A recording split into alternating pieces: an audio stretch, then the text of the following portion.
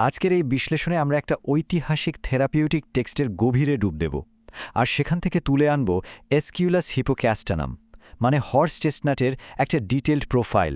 তো চলুন শুরু করা যাক। প্রথমেই বলে রাখি, এই পুরো প্রোফাইলটা দুটো মূল জিনিসের উপর দাঁড়িয়ে আছে।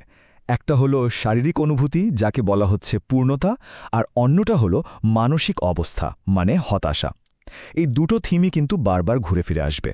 আচ্ছা, এই প্রোফাইলের মানুষটার মেজাজটা ঠিক কেমন? উৎস থেকে যদি সরাসরি বলি, সেখানে বলা হচ্ছে তিনি হতাশ, বিষণ্ণ আর খুবই খিটখিটে। মানে খুব সহজে রেগে যান, কিন্তু সেই রাগটা কমতে অনেকটা সময় লেগে যায়। বোঝাই যাচ্ছে মানসিক অবস্থাটা বেশ অস্থির। মানসিক দিকটা তো বোঝা গেল। এবার আসা যাক সেই প্রধান শারীরিক অনুভূতিটার দিকে, যেটা আসলে এই পুরো প্রোফাইলের ভিত্তি। আর সেটা হলো একটা অদ্ভুত ধরনের পূর্ণতার অনুভূতি।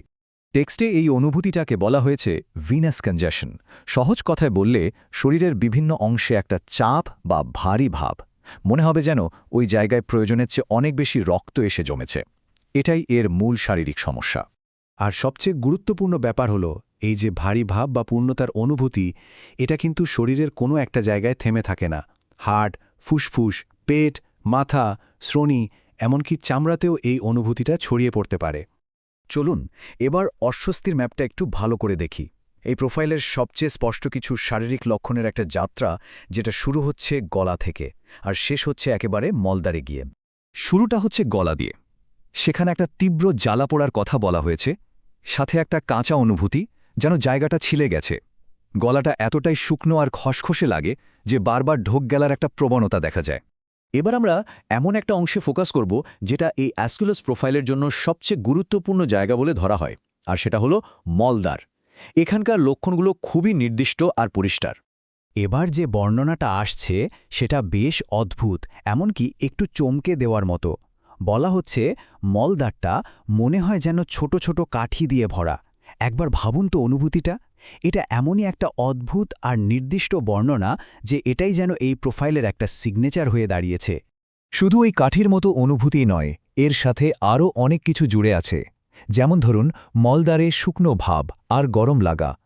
তারপর আছে খুব বেদনাদায়ক জ্বলন্ত বেগুনি রঙের অর্শ, সাথে ভারী ভাব, ব্যথা আর চুলকানিও থাকে। এমনকি ছুরির মতো একটা ধারালো ব্যথা ওপরের দিকে উঠে আসে। আর এসবের সাথে শক্ত শুকনো মলের সমস্যা তো আছেই। মলদ্বারের অস্বস্তির পর এই প্রোফাইলের আরেকটা বড় পরিচয় হল এক বিশেষ ধরনের দুর্বলতা, আর সেটা প্রকাশ পায় একটা মারাত্মক কোমর ব্যথার মাধ্যমে। ব্যথাটা ঠিক কতটা গুরুতর হতে পারে, এই কথাটা শুনলেই বোঝা যায়। কোমরটা যেন ভেঙে পড়ে, এতটাই যে মানুষটা সঙ্গে সঙ্গে বসতে বা শুয়ে পড়তে বাধ্য হয়। হাঁটা চলা বা কাজ চালিয়ে যাওয়া খুবই কঠিন হয়ে পড়ে। বিশেষ করে ৩টের সময়ে এ ব্যথাটা অনেক বেড়ে যায়। ১ হাঁটার সময়, ২ সামনে ঝুঁকে কিছু করতে গেলে, আর ৩ গর্ভাবস্থায়। শুধু কোমরই নয়, এর পাশাপাশি হাত, পা আর শিরদানাতেও এক ধরনের অবশ ভাব বা প্যারালাইটিক ফিলিংয়ের কথা বলা হয়েছে। তার মানে ব্যাপারটা শুধু কোমরের দুর্বলতাতেই সীমাবদ্ধ নয়, পুরো মাসল আর নার্ভাস সিস্টেমের ওপরই এর প্রভাব পড়ে। বেশ, এবার এসকিউলাস প্রোফাইলটাকে একটু বড় ক্যানভাসে দেখা যাক। মানে অন্য প্রতিকারের সাথে এর সম্পর্ক কেমন, বা কোন কোন কারণে এর লক্ষণগুলো বেড়ে যায়, সেই সম্পর্কে টেক্সটটা আমাদের কি বলছে। অন্য প্রতিকারের সাথে এর সম্পর্কটা বেশ মজার। যেমন অশ্বের লক্ষণে এর সাথে অ্যালো বা কলিনসোনিয়ার মিল পাওয়া যায়। কিন্তু সবচেয়ে ইন্টারেস্টিং ব্যাপার হলো, বলা হচ্ছে অনেক সময় কলিনসোনিয়া কিছুটা উন্নতি করার পর এসকিউলাস বাকি কাজটা সম্পন্ন করে। এমনকি নাক্স ভমিকা বা সালফারের মতো প্রতিকার যখন কাজ করতে পারে না, তখনও এটা দারুণ কার্যকর হতে পারে। তো কিসে এই লক্ষণগুলো আরও খারাপ হয়? টেক্সট বলছে যে কোনো ধরনের নড়াচড়া, বিশেষ করে হাঁটা বা নিচু হওয়াটা কোমর ব্যথাকে প্রায় অসহ্য করে তোলে, আর ঠান্ডা বাতাসে শ্বাস নিলে সর্দি বা গলার সমস্যাগুলো আরও বেড়ে যায়। আমরা একদম শেষের দিকে চলে এসেছি। চলুন পুরো আলোচনাটা একবার গুছিয়ে নেওয়া যাক। এই প্রোফাইলের সবচেয়ে জরুরি পয়েন্টগুলো কি তা একবার দেখে নিই, যাতে সহজে মনে থাকে। তাহলে চট করে দেখে নিই মূল শনাক্তকারী বৈশিষ্ট্যগুলো। প্রথমত, একটা বিষণ্ণ আর খিটখিটে মেজাজ। দ্বিতীয়ত, সারা শরীরে একটা ভারী ভাব বা পূর্ণতার অনুভূতি।